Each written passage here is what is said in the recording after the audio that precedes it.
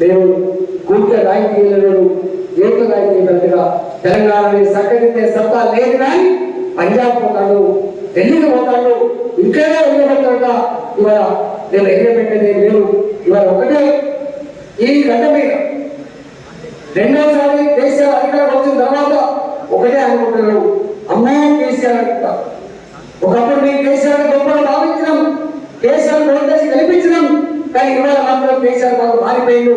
మమ్మల్ని కలిసే భాగ్యం, మమ్మల్ని కలిసే టైం లేదు వాళ్ళకి, మా గురించి ఆలోచించే టైం లేదు. ఉంటే ఈ పక్కకున్న ఫామ్ ఉంటాడు, ఉంటే ప్రగతి భవన్లో ఉంటాడు తప్ప ప్రజల్ని మాత్రం వెళ్తారు. చివరికి ఎమ్మెల్యే కలిసే భాగ్యం లేదు, మంత్రులు కూడా అడిగిపోవాలి తప్ప మంత్రులు స్వేచ్ఛకి అవసరం లేదు.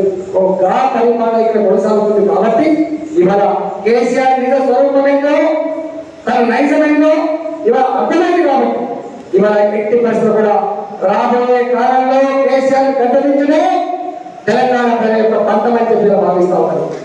కానీ ఆయన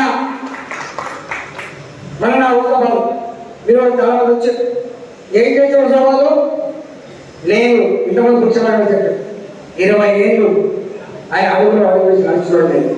తెలంగాణ మొత్తం బిడ్డ నేను తెలంగాణ రాష్ట్ర ఏర్పాటు కోసం 100 కేసులు పెట్టబడ్డా, జైలులో కుక్కినా, జై తెలంగాణ పేరెత్తిన బిడ్డలు లేదు. కష్టకాలంలో కరోనా వస్తే ఏం చేసాం మేము చూసాం, మంత్రిగా ఏం చేసాం మేము చూసాం.